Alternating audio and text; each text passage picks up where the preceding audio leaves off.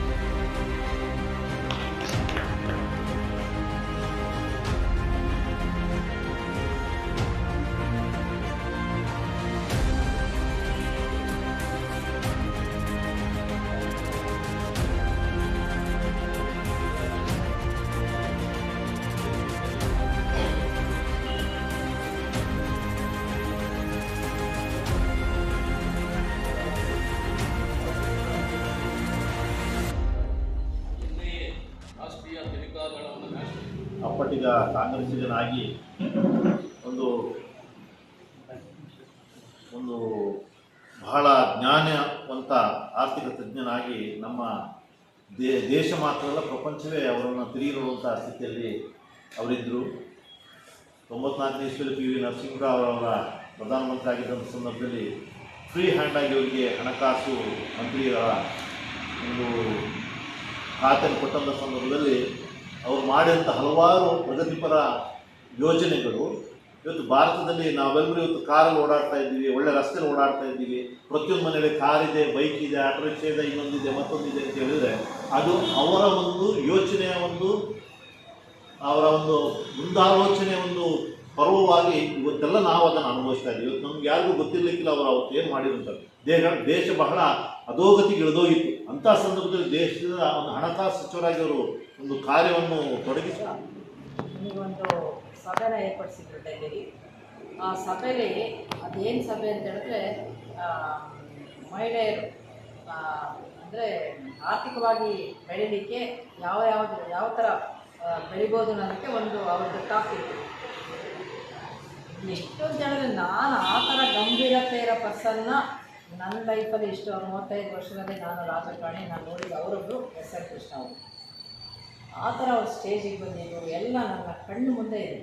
ಆಮೇಲೆ ತುಂಬ limited ladies ಪರ್ಟಿಕ್ಯುಲರಾಗಿ ಯಾವ್ಯಾವ ಲೇಡಿ ಬರಬೇಕೋ ಅವ್ರು ಬಂದ್ಬಿಟ್ಟು ಅವ್ರ ಜೊತೆ ಫೋಟೋ ನಾನು ಇವತ್ತು ಬೆಳಗ್ಗೆ ನಾನು ಅವ್ರ ಫೋಟೋ ನನ್ನ ಜೊತೆ ನಾನು ನೋಡ್ಕೊಂಡು ನಾನು ಅನಿಸ್ಕೊಂಡೆ. ನನಗೆ ಇಷ್ಟು ಚೆಂದ ಅಂತ ಹೇಳಿದ್ರೆ ನೀವು ನಂಬಲ್ಲ. ಅವ್ರು ಪ್ರಧಾನಮಂತ್ರಿ ಅಂತಲೇ ಅವ್ರು ತೋರಿಸ್ಕೊಂಡಿರೋ ಸಿಂಪಲ್ ಆ್ಯಂಡ್ ಸಿಂಪಲ್. ಇವತ್ತು ನಾವು ನೋಡ್ತಾ ಇದ್ದೀವಿ ಪ್ರಧಾನಮಂತ್ರಿಗಳಿಗೆ ಯಾವ ಕ್ರೀಡಾಕೂಟಗಳಿಂದ ನಾಯಕತ್ವ ಗುಣದೊಂದಿಗೆ ಪರಸ್ಪರ ಸಹೋದರತೆ ಭಾವ ಬೆಳೆಯುತ್ತೆ ಅಂತ ಪ್ರಧಾನ ಮತ್ತು ಜಿಲ್ಲಾ ಸತ್ರ ನ್ಯಾಯಾಧೀಶರಾದ ಹೊಸಮನಿ ಪುಂಡಲಿಕ ಹೇಳಿದ್ದಾರೆ. ಕೊಡಗು ಜಿಲ್ಲಾ ಪೊಲೀಸ್ ಇಲಾಖೆ ವತಿಯಿಂದ ಕಳೆದ 3 ದಿನಗಳಿಂದ ನಡೆದ ಪೊಲೀಸ್ ಕ್ರೀಡಾಕೂಟದ ಸಮಾರೋಪ ಸಮಾರಂಭದಲ್ಲಿ ಮುಖ್ಯ ಅತಿಥಿಯಾಗಿ ಪಾಲ್ಗೊಂಡು ಅವರು ಮಾತನಾಡಿದರು. ಪೊಲೀಸ್ ವರಿಷ್ಠಾಧಿಕಾರಿ ಕೆ ರಾಮರಾಜನ್ ಮಾತನಾಡಿ, ಪ್ರತಿ ವರ್ಷ ಕ್ರೀಡಾಕೂಟ ಹಮ್ಮಿಕೊಂಡು ಬರಲಾಗ್ತಾ ಇದ್ದು, ಇದರಿಂದಾಗಿ ಒಂದು ತಂಡ ರಚನೆಯೊಂದಿಗೆ ಎಲ್ಲರೂ ಒಂದೇ ಕುಟುಂಬ ಎಂಬಂತೆ ಬೆರೆಯಲು ಸಾಧ್ಯವಾಗುತ್ತೆ ಎಂದರು. ಹೆಚ್ಚುವರಿ ವರಿಷ್ಠಾಧಿಕಾರಿ ಸುಂದರ್ ರಾಜ್, ಪ್ರೊಬೇಷನರಿ ವರಿಷ್ಠಾಧಿಕಾರಿ ಡಾಕ್ಟರ್ ಬೆನಕ ಪ್ರಸಾದ್, ಡಿವೈಎಸ್ಪಿಗಳಾದ ಮಹೇಶ್ ಕುಮಾರ್, ಮೋಹನ್ ಕುಮಾರ್, ಗಂಗಾಧರಪ್ಪ, ರವಿ ಈ ಸಂದರ್ಭ ಪಾಲ್ಗೊಂಡಿದ್ದರು.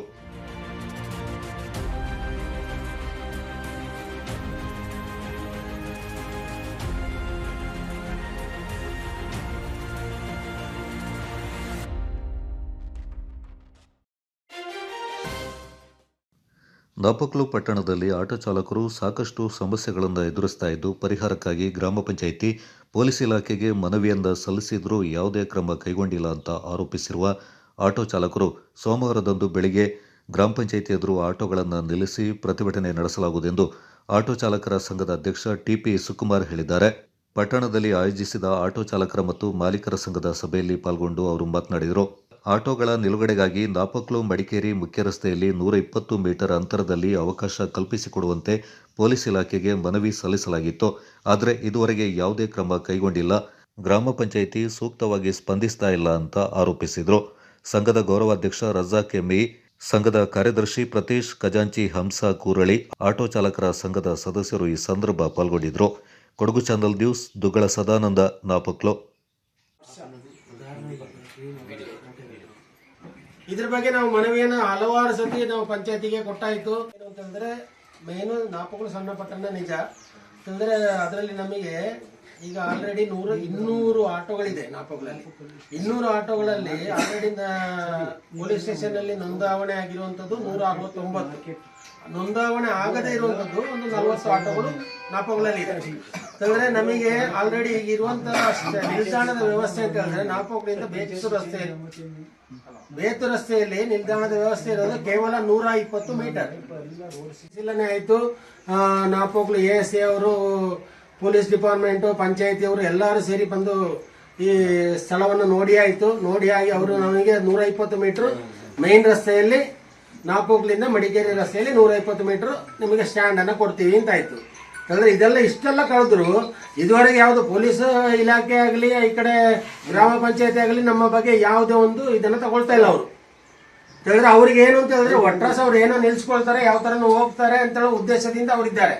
ಈಗ ಇರುವ 120 ಮೀಟರ್ಗೂ ಸಹ ಅವರು ಸೂಕ್ತ ವ್ಯವಸ್ಥೆಯನ್ನ ಕಲ್ಪಿಸಿಕೊಟ್ಟಿಲ್ಲ. ಒಂದು ಮಾರ್ಕ್ ಆಗಲಿ, ಅಲ್ಲಿ ಒಂದು ಬೇರೆ ಆಪೋಸಿಟ್ ಅಲ್ಲಿ ನಿಲ್ಸುವಂತ ನೋ ಪಾರ್ಕಿಂಗ್ ಬೋರ್ಡ್ ಆಗಲಿ, ಅದನ್ನ ಯಾವುದನ್ನ ಸಹ ಅವ್ರು ನಮಗೆ ಮಾಡಿಕೊಟ್ಟಿಲ್ಲ. ಕೊಡಗಿನ ಸಿದ್ದಾಪುರದಲ್ಲಿ ನೂತನವಾಗಿ ಶುಭಾರಂಭಗೊಂಡಿದೆ Apple Mart wholesale and retail ಬೃಹತ್ ಮಳಿಗೆ. ನಮ್ಮಲ್ಲಿ ಎಲ್ಲಾ ರೀತಿಯ ದಿನಸಿ ಹಾಗೂ ದಿನಬಳಕೆಯ ಗೃಹೋಪಯೋಗಿ ವಸ್ತುಗಳು ಮತ್ತು ಎಲೆಕ್ಟ್ರಾನಿಕ್ ವಸ್ತುಗಳು ಹೋಲ್ಸೇಲ್ ಹಾಗೂ ರಿಟೇಲ್ ದರದಲ್ಲಿ ಲಭ್ಯವಿದೆ. ನಮ್ಮಲ್ಲಿ ಗರಿಷ್ಠ 500 ರೂಪಾಯಿ ಬೆಲೆ ಬಾಳುವ ಸಾಮಗ್ರಿ ಕೊಂಡುಕೊಂಡರೆ 2 ಕಿಲೋಮೀಟರ್ ವ್ಯಾಪ್ತಿಯಲ್ಲಿ ಫ್ರೀ ಹೋಮ್ ಡೆಲಿವರಿ ನೀಡಲಾಗುವುದು. ಅಲ್ಲದೆ ಗ್ರಾಹಕರಿಗೆ ಪ್ರಿವಿಲೈಜ್ಡ್ ಕಾರ್ಡ್ ಮತ್ತು ಗರಿಷ್ಠ 1,000 ಮೊತ್ತದ ಖರೀದಿಗೆ ಕೂಪನ್ ಮೂಲಕ ಬಂಪರ್ ಕೊಡುಗೆಗಳು. ಪ್ರಥಮ ಬಹುಮಾನ ಎಲ್ಇಡಿ ಟಿವಿ, ದ್ವಿತೀಯ ಬಹುಮಾನ ಮಿಕ್ಸರ್ ಗ್ರೈಂಡರ್ ಹಾಗೂ ತೃತೀಯ ಬಹುಮಾನವಾಗಿ 5 ಅದೃಷ್ಟವಂತ ಗ್ರಾಹಕರಿಗೆ ಟೀ ಕಪ್ ಸೆಟ್ಗಳನ್ನು ಪಡೆದುಕೊಳ್ಳುವ ಅವಕಾಶವಿದೆ. ಹಿಂದೆ ಭೇಟಿ ನೀಡಿ ಆಪಲ್ ಮಾರ್ಟ್ ಪೊಲೀಸ್ ಠಾಣೆ ಸಮೀಪ Siddapura, Kodagu. Phone 8296386629 9744722094. Apple mart Siddapura.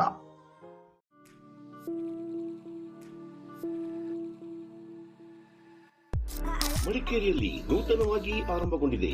ಕೇಶ ವಿನ್ಯಾಸದಲ್ಲಿ ಹೆಸರು ಗಳಿಸಿರುವ, ರಾಜ್ಯದ ಮೂಲೆ ಮೂಲೆಗಳಲ್ಲಿ ತನ್ನ ಶಾಖೆಗಳನ್ನು ಹೊಂದಿರುವ ಸುಸಜ್ಜಿತ ವಿಶಾಲವಾದ ಸಲೂನ್ ಈಗ ಮಡಿಕೇರಿಯ ಹಳೆ ಖಾಸಗಿ ಬಸ್ ನಿಲ್ದಾಣ ಸಮೀಪವಿರುವ ಕೂರ್ಗ್ ಸೆಂಟರ್ ಶಾಪಿಂಗ್ ಮಾಲ್ನಲ್ಲಿ. Shades Family Salon, first floor near Reliance Trends, Coorg Centre shopping mall, Madikeri. Get amazing deals and festive discounts. Advanced haircut and advanced facial, manicure, pedicure, hair cutting, hair coloring, hair smoothing, advanced waxing. Festival special offer 25% discount. ನಿಮ್ಮ ತ್ವಚೆಯ ಕಾಂತಿಯುತ ಹೊಳಪಿಗಾಗಿ, ನಿಮ್ಮ ಕುಟುಂಬದ ಸದಸ್ಯರೆಲ್ಲರಿಗಾಗಿಯೂ ಆರಂಭಗೊಂಡಿರುವ salon shades Family salon. ಹಬ್ಬಗಳ ಪ್ರಯುಕ್ತ 25% ವಿಶೇಷ ರಿಯಾಯಿತಿ.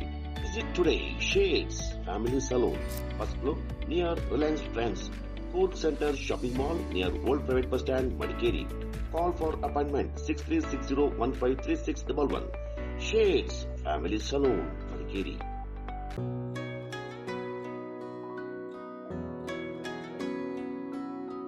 ಪ್ರೀತಿಯ ಸಂಕೇತ,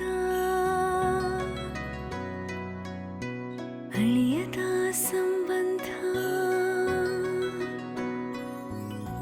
ನಗುವಿನ ಸೌಂದರ್ಯ, ಇದು ಸ್ನೇಹದ ಬಾಂಧವ್ಯ, ಒಲವಿನ ಪ್ರತಿಧ್ವನಿ ತಂದಿದೆ ಸಂತಸ, ಚಿನ್ನದ ಪ್ರತಿಹನಿ ತಂದಿದೆ ಸಂಭ್ರಮ. ಮುಳಿಯ ಜ್ಯೂಸ್ ಕಣ ಕಣದಲು ಆನಂದ, ಮುಳಿಯ ಜ್ಯೂಸ್ ಕಣ ಕಣದಲು ಸೌಂದರ್ಯ, ಮುಳಿಯ ಜ್ಯೂಸ್ ಕಣ ಕಣದಲು ಆನಂದ, ಮುಳಿಯ ಜ್ಯೂಸ್ ಕಣ ಕಣದಲು ಸೌಂದರ್ಯ. ಮುಳಿಯ ಜ್ಯೂಸ್, creating happiness.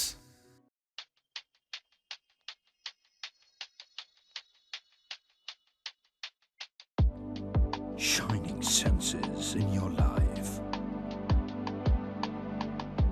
Desirable designs gives you treasured memory. Sharda Jewelers.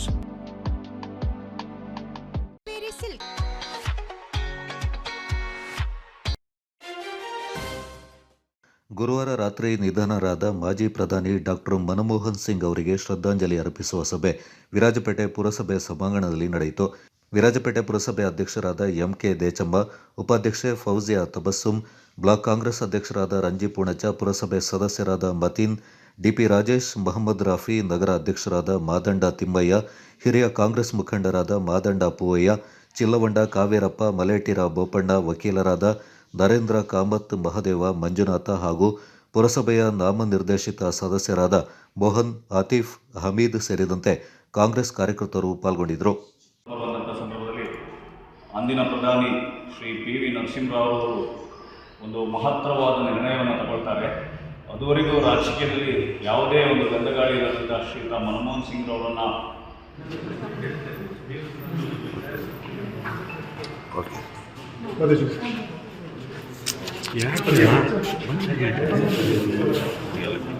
Book ತಗೊಂಡು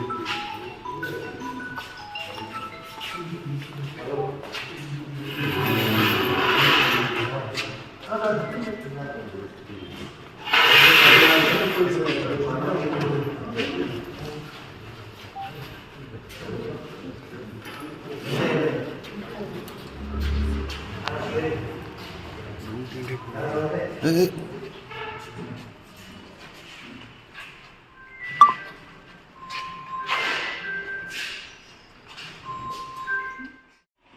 ಶ್ರದ್ಧಾಂಜಲಿ ಸಭೆಯ ಕಾರ್ಯಕ್ರಮವನ್ನು ಸಭಾ ಕಾರ್ಯಕ್ರಮವನ್ನು ಮುಂದುವರಿಸ್ತಾ ಇದ್ದೇವೆ. ಆಗಲೇ ಹೇಳಿದ್ರ 1991ರಲ್ಲಿ ದೇಶ ಬಹಳ ದುಃಖದ ಒಂದು ಸನ್ನಿವೇಶದಲ್ಲಿ ಹಾದು ಹೋಗ್ತಾ ಇದೆ.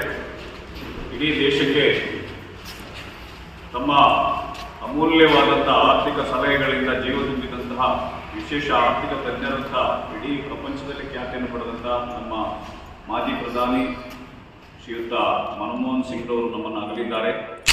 ಇದು ಕಾಂಗ್ರೆಸ್ ಪಕ್ಷಕ್ಕಲ್ಲ, ದೇಶಕ್ಕೆ ತುಂಬಲಾರದಂಥ ನಷ್ಟ. ಅಂತಹ ಒಬ್ಬ ಮಹಾನ್ ವ್ಯಕ್ತಿ ನಮ್ಮ ಪಕ್ಷದ ಕಾರ್ಯಕರ್ತರಾಗಿದ್ದು ನಮ್ಮ ಪಕ್ಷದಿಂದ ಪ್ರಧಾನಿ ಮಟ್ಟಕ್ಕೆ ಏರಿದ್ರು ಅನ್ನೋದು ನಾವೆಲ್ಲರೂ ಕೂಡ ಬಹಳ ಹೆಮ್ಮೆ ಪಡಬೇಕಾದಂಥ ವಿಚಾರ. ಇವತ್ತು ಶ್ರೀಯುತರ ಭಾವಚಿತ್ರಕ್ಕೆ ಪುಷ್ಪಾರ್ಚನೆಯನ್ನು ಮಾಡುವುದರ ಮೂಲಕ ನಾವು ಅವರಿಗೆ ಶ್ರದ್ಧಾಂಜಲಿಯನ್ನು ಅರ್ಪಿಸಿ ಅವರ ಕೆಲವು ವಿಚಾರಧಾರೆಗಳನ್ನು ನಮ್ಮ ಪಕ್ಷದ ಹಿರಿಯರು ಮುಖಂಡರುಗಳು ಮಾತನಾಡಲಿದ್ದಾರೆ.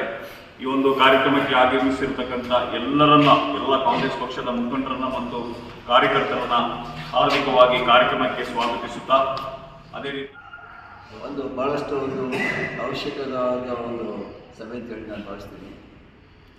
ಕಾರಣ ಇಷ್ಟೇ, ಈಗಾಗಲೇ ಹೇಳಿದಾಗೆ ಭಾರತ ದೇಶದ ಒಂದು ಆರ್ಥಿಕ ನೀತಿ, ಅದರ ಸುಧಾರಣೆ ಬಗ್ಗೆ ಪಂಡಿತ್ ನೆಹರೂರವರ ಸಮಯದಿಂದ ಭಾಳಷ್ಟು ಕುಂಠಿತಗೊಂಡಿತ್ತು. ಆ ಸಮಯದಲ್ಲಿ PV ನರಸಿಂಹರಾವ್ರವರು ಪ್ರಧಾನಿ ಆದಮೇಲೆ ಬಹುಶಃ ಮನಮೋಹನ್ ಸಿಂಗ್ ಅವರ ಒಂದು ಪಾಂಡಿತ್ಯವನ್ನು ಹಾಗೂ ಅವರ ಒಂದು ಆರ್ಥಿಕತೆಯ ಅವರಲ್ಲಿದ್ದ ಆ ಒಂದು ಗಾಢವಾದ ಅನುಭವವನ್ನು ಪಡಿಬೇಕಂತ ಹೇಳಿ ಅವರ ಒಂದು ಸಲಹೆ ಮೇರೆಗೆ ಮನಮೋಹನ್ ಸಿಂಗ್ಗಳನ್ನು ಅವರು ಅವರ ಒಂದು ತಂಡಕ್ಕೆ ಸೇರಿಸಿಕೊಂಡು ಬಹುಶಃ ಆ ದಿನದಿಂದ ಮನಮೋಹನ್ ಸಿಂಗ್ ದೇಶದ ಈ ಒಂದು ರಾಜಕೀಯ, ಅದರಲ್ಲೂ ದೇಶದ ಆರ್ಥಿಕ ಪರಿಸ್ಥಿತಿಯಲ್ಲಿ ಹಿಂದೇಟು ಹಾಕಲಿಲ್ಲ. ಅದಕ್ಕೂ ಹಿಂದೆ ಮನಮೋಹನ್ ಸಿಂಗ್ ಅವರು ರಿಸರ್ವ್ ಬ್ಯಾಂಕಿನ ಅಧ್ಯಕ್ಷರಾಗಿದ್ದರು, RBI ಅಧ್ಯಕ್ಷರಾಗಿದ್ದರು. ಅದು ಅಲ್ಲದೆ ವಿಶ್ವಸಂಸ್ಥೆಯಲ್ಲೂ ಅವರಿಗೆ ಹೆಚ್ಚಿನ ಒಂದು ಮಾನ್ಯತೆ ಇತ್ತು. ಒಂದು ಪ್ರಪಂಚದ ಕೆಲವು ಆರ್ಥಿಕ ತಜ್ಞರಲ್ಲಿ ಅವರಿಗೂ ವಿಶ್ವಸಂಸ್ಥೆಯಲ್ಲಿ ಒಂದು ಮಾನ್ಯತೆಯನ್ನು ನೀಡಿದ್ದು. ಇದು ನಮ್ಮ ದೇಶಕ್ಕೆ ಸಂತ ಒಂದು ಗೌರವ ಅಂತೇಳಿ ನಾನು ಹೇಳಲಿಕ್ಕೆ ಇಷ್ಟಪಡ್ತೀನಿ. ವಿಶ್ವವ್ಯಾಪ್ತವಾಗಿ ಆರ್ಥಿಕ ಪರಿಸ್ಥಿತಿಯನ್ನು ಸುಧಾರಣೆ ಮಾಡಿದಂಥ ಒಂದು ಮಹಾನ್ ವ್ಯಕ್ತಿ ನಮ್ಮ ಭಾರತ ದೇಶದಲ್ಲ, ಇಡೀ ಭೂಲೋಕದ ಒಂದು ಮಾಧ್ಯಮದಲ್ಲಿ ಮತ್ತು ಗವರ್ನರ್ ಅವರು ಇದರಿಂದ ಗವರ್ನರ್ ಆಗಿ ಕೆಲಸ ಮಾಡಿದರು, ಭಾಳಷ್ಟು ಕೆಲಸವನ್ನು ಮಾಡಿದ್ದಾರೆ. ಅದರಿಂದ ಈ ಒಂದು ಅಗಲಿಗೆ ನಮಗೆಲ್ಲ ತುಂಬಾ ನಷ್ಟ ಆಗಿದೆ ನಮ್ಮ ದೇಶಕ್ಕೆ. ಅದರಿಂದ ನಮ್ಮ ಕಾಂಗ್ರೆಸ್ ಪಕ್ಷಕ್ಕೆ ದೊಡ್ಡ ನಷ್ಟ ಆಗಿದೆ. ಕಾಂಗ್ರೆಸ್ ತುಂಬ ದೂರ ಕಾಲದಲ್ಲಿ ಭಾಳಷ್ಟು ಕಾಂಗ್ರೆಸ್ ಬೆಳೆದಿದೆ, ಕಾಂಗ್ರೆಸ್ ಜನರಿಗೆ ಒಳ್ಳೆಯದಾಗಿದೆ, ಎಲ್ಲರಿಗೂ ಒಳ್ಳೆಯದಾಗಿದೆ. ಅದರಿಂದ ನಾವೆಲ್ಲ ಇವತ್ತು ನಾವು ಅವ್ರನ್ನ ನೆನೆಸ್ಕೊಂಡು ಅವರ ಆತ್ಮಕ್ಕೆ ಶಾಂತಿ ಸಿಕ್ಕಿ ಒಳ್ಳೆಯದಾಗಲಿ ಅಂತೇಳಿ ನಾವು ಬಯಸ್ತಾ ದೀರ್ಘಕಾಲ ನಮ್ಮ ದೇಶವನ್ನು ಆಳಿ ಮನಮೋಹನ್ ಸಿಂಗ್ ಅಗಲಿದ್ದಾರೆ. ಈ ಕಾರ್ಯಕ್ರಮಕ್ಕೆ ಸಂತಾಪವಾಗಿ ಇಡೀ ದೇಶದಲ್ಲಿ ನಾವೆಲ್ಲ ಇಲ್ಲಿ ಸೇರಿದ್ದೀವಿ. ಈಗಾಗಲೇ ಅವರ ಬಗ್ಗೆ ಹಿರಿಯ ವಕೀಲರಾದ MS ಗೋಯನ್ ಅವರು, ಹಿರಿಯ ಕಾಂಗ್ರೆಸ್ ಕೆಲವೊಂದು ಕಾವರಪ್ಪನವರು ಅವರ ಬಗ್ಗೆ ಮಾತಾಡಿದ್ದಾರೆ. ಇವತ್ತೆಲ್ಲರೂ ಮನಮೋಹನ್ ಸಿಂಗ್ ಬಗ್ಗೆ ಮಾತಾಡ್ತಾರೆ. ಅವ್ರ ಬಗ್ಗೆ ಉದಾರೀಕರಣ, ಆರ್ಥಿಕೀಕರಣ, ಖಾಸಗೀಕರಣ ತಿಳಿದಿದ್ದಾರೆ. ಆದರೆ ಮನಮೋಹನ್ ಸಿಂಗ್ ಅವರು ಕಾಂಗ್ರೆಸ್ಸಿಗರಾಗಿದ್ದರು. ಮನಮೋಹನ್ ಸಿಂಗ್ ಅವರ ರಾಜಕೀಯ ಚರಿತ್ರೆ ಕಾಂಗ್ರೆಸ್ ಚರಿತ್ರೆ ನಮ್ಮ ಈ ಭಾರತದ ಚರಿತ್ರೆ ಅಂತೇಳಿ ತಪ್ಪಾಗಲ್ಲ. ಇವತ್ತು ವಾಟ್ಸಪ್ಪಲ್ಲಿ ಯೂನಿವರ್ಸಿಟಿಯಲ್ಲಿ ಸುಳ್ಳು ಮಾಧ್ಯಮ ಪ್ರಚಾರದಲ್ಲಿ ಏನೆಲ್ಲೋ ತಪ್ಪುಗಳು ಕಂಡು ಬರ್ತದೆ. ಅದರಿಂದ ಸದೃಢವಾಗಿ ಕಾಂಗ್ರೆಸ್ ಚರಿತ್ರೆ, ಈ ಭಾರತದ ಚರಿತ್ರೆ, ಮನಮೋಹನ್ ಸಿಂಗ್ ಬಗ್ಗೆ ಇಂಟರ್ನೆಟ್ಟಲ್ಲಿ ಸಿಕ್ಕದ, ಮಾಧ್ಯಮದಲ್ಲಿ ಕಾಣದ ಕೆಲವು ವಿಷಯಗಳನ್ನು ನಾನು ಇಲ್ಲಿ ಹೇಳಬೇಕಂತೇಳಿ ಇಷ್ಟಪಡ್ತಾ ಇದ್ದೀನಿ. ಅಪರಾಧ ಪ್ರಕರಣಗಳ ಪತ್ತೆಯಲ್ಲಿ ಪೊಲೀಸ್ ಇಲಾಖೆಗೆ ಹೆಚ್ಚು ಪರಿಣಾಮಕಾರಿಯಾಗಿ ಸಹಾಯ ಮಾಡಬಲ್ಲ ವಿಭಾಗಗಳಲ್ಲಿ ಶ್ವಾನದಳವು ಒಂದು. ಕ್ಲಿಷ್ಟಕರ ಪ್ರಕರಣಗಳಿಂದ ಸುಲಭವಾಗಿ ಭೇದಿಸಲು ಕೊಡಗು ಜಿಲ್ಲೆಯ ದಕ್ಷ ಪೊಲೀಸ್ ಅಧಿಕಾರಿಗಳಿಗೆ ಶ್ವಾನದಳದ ಕಾಪರ್ ಮತ್ತು ಬ್ರೋನೋ ಶ್ವಾನಗಳು ಹೆಚ್ಚು ಸಹಕಾರಿಯಾಗಿವೆ. ಮಾದಕ ವಸ್ತುಗಳ ಅಪರಾಧ ಪ್ರಕರಣಗಳಿಂದ ಪತ್ತೆ ಹಚ್ಚುವಲ್ಲಿ ಕಾಪರ್ ರಾಜ್ಯದಲ್ಲೇ ಮೊದಲ ಸ್ಥಾನದಲ್ಲಿದ್ದು ಪೊಲೀಸ್ ಇಲಾಖೆಯಿಂದ ಚಿನ್ನದ ಪದಕವನ್ನು ಮುಡಿಗೇರಿಸಿಕೊಂಡಿದೆ. ಅಪರಾಧ ಪತ್ತೆಯಲ್ಲಿ ಬ್ರೂನೋ ಶ್ವಾನ ರಾಜ್ಯದಲ್ಲಿ ಅತ್ಯುತ್ತಮ ರೀತಿಯಲ್ಲಿ ಕಾರ್ಯನಿರ್ವಹಿಸಿ ಕಂಚಿನ ಪದಕಕ್ಕೆ ಭಾಜನವಾಗಿದೆ.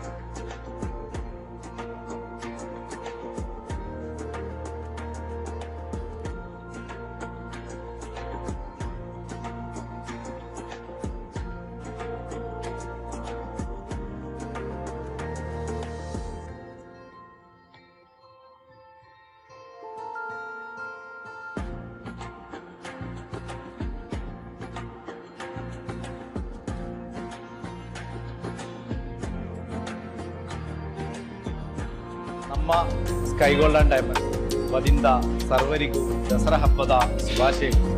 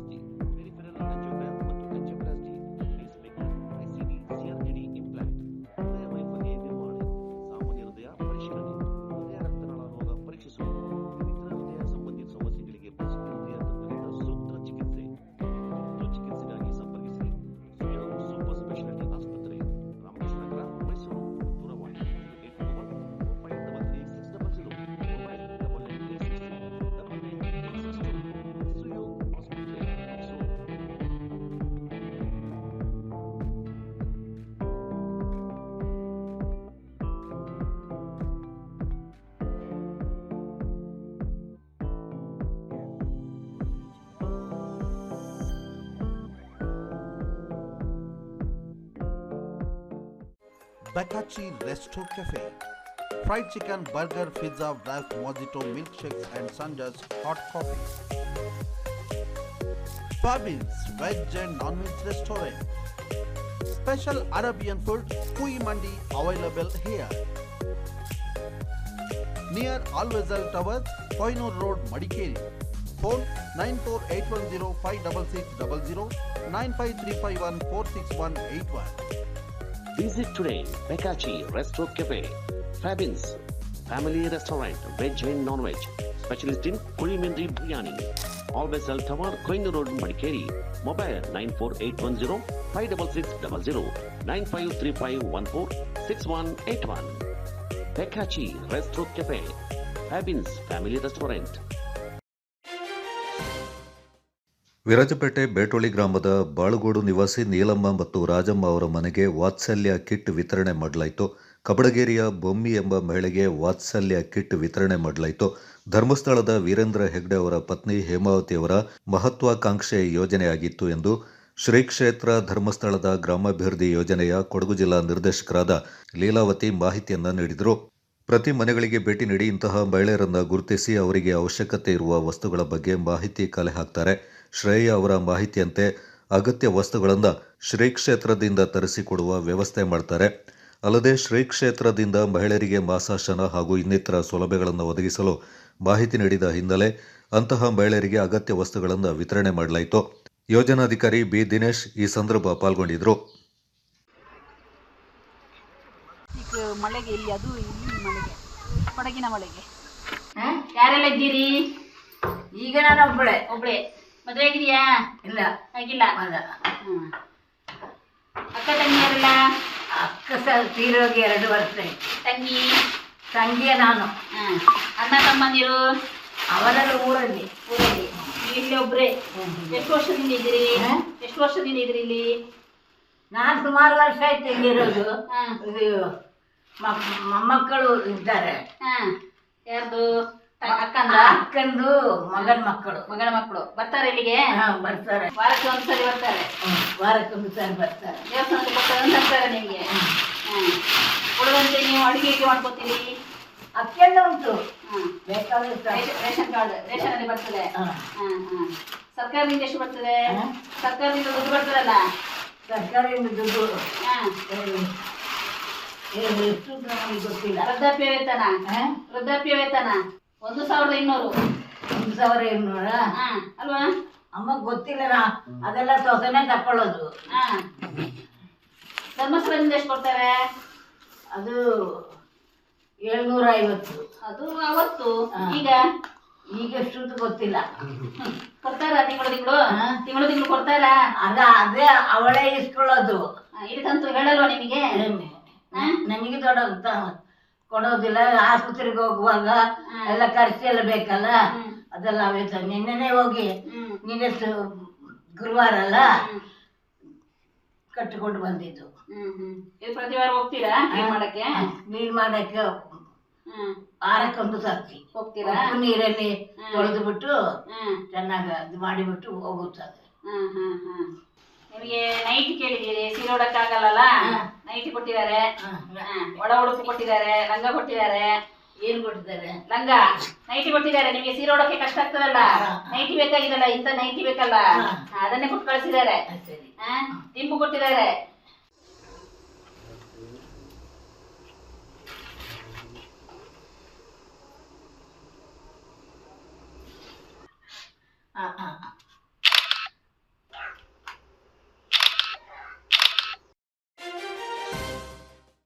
ಗ್ರಾಹಕರ ಹಕ್ಕುಗಳು ಮತ್ತು ಹಿತರಕ್ಷಣೆ ಎಲ್ಲರ ಹೊಣೆಯಾಗಿದೆ ಎಂದು ಜಿಲ್ಲಾ ಗ್ರಾಹಕ ವ್ಯಾಜ್ಯಗಳ ಪರಿಹಾರ ಆಯೋಗದ ಸದಸ್ಯರಾದ ಗೌರಮ್ಮಣಿ ಹೇಳಿದ್ದಾರೆ.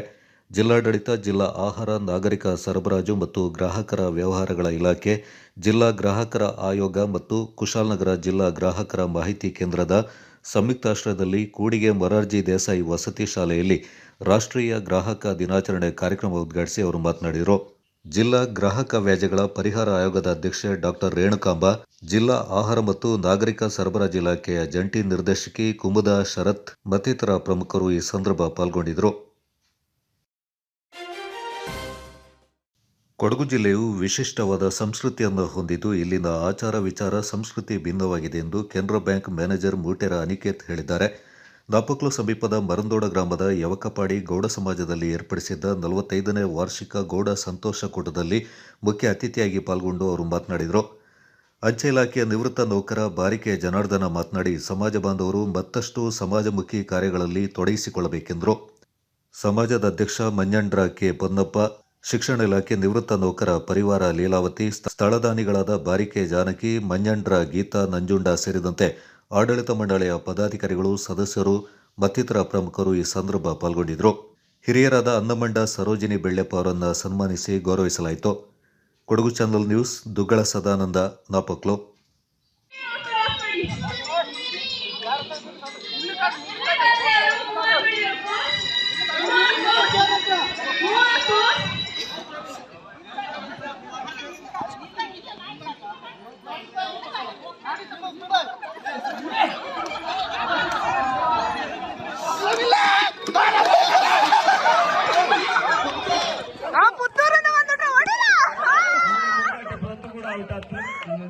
ಚೇತನ ಮತ್ತೆ ಬಾರಿಗೆ ಸಂಚಿತ